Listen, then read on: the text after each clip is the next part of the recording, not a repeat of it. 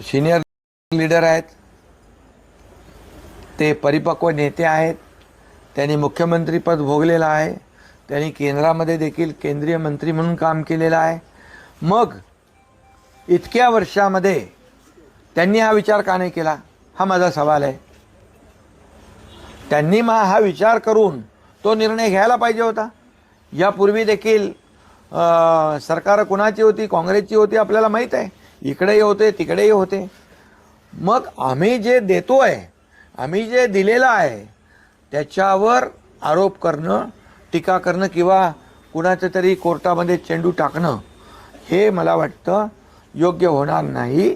कारण त्यांच्याकडे पण देखील इतक्या वर्षाची राजनैतिक अनुभव आहे.